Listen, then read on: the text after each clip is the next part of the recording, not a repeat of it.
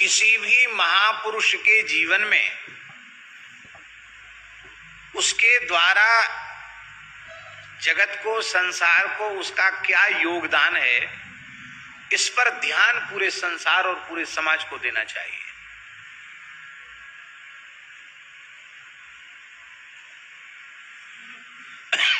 सूर्पवद दोषमुत्सृज्य गुणान गृह्णन्ति साधव। संत जो होते हैं वो सूप के समान होते हैं।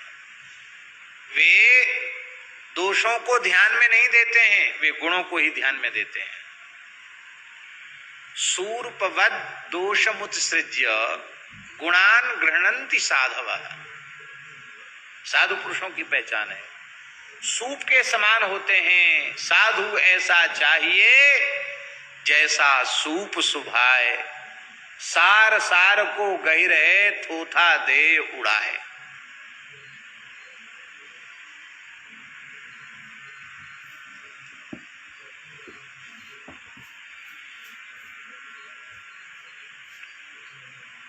संत सूप के समान होते हैं और दुष्ट चलनी के समान होते हैं। चलनी जानते हो? आटा छालने वाली। सूप जो होता है वो असार को तो उड़ा देता है, सार को रख लेता है, और चलनी सार को तो नीचे गिरा देती है और कचड़ा कूड़ा अपने में बटोर लेती है। दुष्ट ऐसे ही होते हैं, उन्हें गुण किसी के दिखते ही नहीं, उन्हें सदा सर्वदा दोष ही दिखते हैं। और कई बार तो ये दृष्टि इतनी प्रबल हो जाती है कि दोष भी, गुण भी उन्हें दोष के रूप में दिखाई पड़ने लग जाते हैं, जिसको असूया कहते हैं। गुणेश दोषा विस्करणम असूया।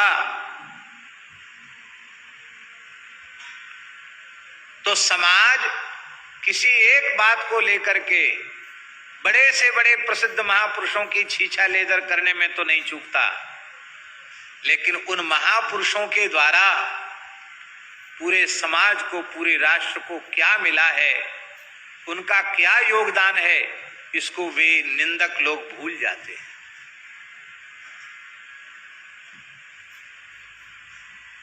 शास्त्री जी बड़े से बड़े प्रसिद्ध, विश्व प्रसिद्ध महापुरुष को आपने नीचे गिरा दिया, सोशल मीडिया पे बोल के और उनके खिलाफ आवाज उठा के आपने नीचे गिरा दिया। चलो गिरा दिया, पर आप उस कोटि का दूसरा कोई खड़ा करके तो दिखाओ। माई के लाल हो, हिम्मत हो तो दूसरा कोई खड़ा करके दिखाओ। दूसरा आप खड़ा नहीं कर पाएंगे, और जो खड़ा है उसे आप देख नहीं पा रहे हैं। आपके जीवन को धिक्कार है, आपका दुर्भाग्य है।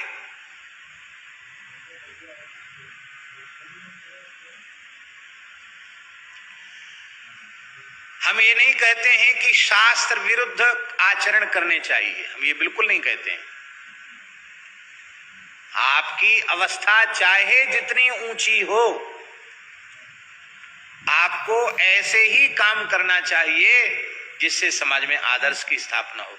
यद्यपि शुद्धम लोक विरुद्धम ना करणीयम नाचरणीयम, हम इसी के पक्षधर हैं।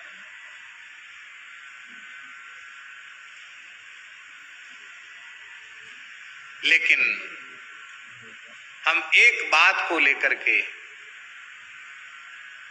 श्री मुरारी बापू जी को बहुत बहुत धन्यवाद, साधुवाद ही नहीं देते, उनको सादर वंदन करते हैं कि पूरे संसार में प्रत्येक व्यक्ति के हाथ में, प्रायः बहुत लोगों के हाथ में रामचरितमानस उन्होंने पहुंचा दी।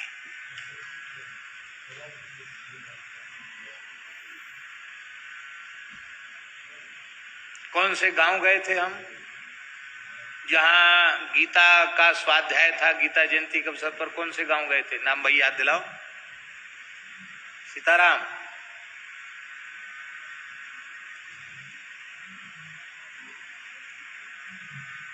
क्यों खड़ा हुआ? कौन से गांव गए थे हम? जहाँ गीता जी का स्वाध्याय हुआ था हम लोग पहुंचे थे, और वहाँ प्रतिवर्ष बापू पहुंचते हैं ना है? जी मैं नाम भूला हूँ उस गांव का।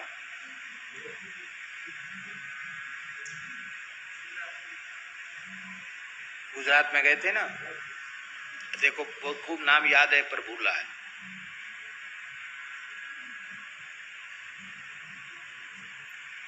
गीता का स्वाध्याय वहां चलता है, लगभग प्रतिवर्ष 3 दिन वे वहां रहते हैं और सौराष्ट्र गुजरात के सभी विद्वान वहां एकत्रित होते हैं। हम भी वहां गए थे, जोड़िया।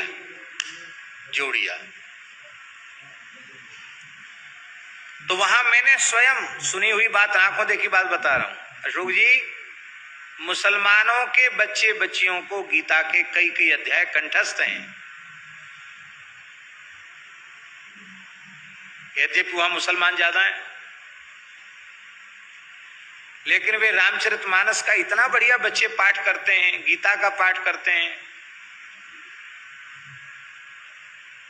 हम आपसे पूछते हैं कि जहां आए दिन दंगे होने चाहिए, वहां वे जिनके यहां कट्टरता ही सिखाई जाती है, और वे उनके यहां रामचरितमानस का पाठ करने वाले बच्चे, जिनको कितनी चौपाइयां याद हैं, कितने प्रसंग याद हैं, गीता के कितने अध्याय कंठस्थ, बढ़िया उच्चारण, ये किसकी महिमा है? यह एक उस महान व्यक्तित्व की महिमा है जिसके सौहार्द के कारण उन विधर्मियों के भीतर भी उत्तम संस्कार, भले ही एक अंश ही आया हो पर आया तो सही।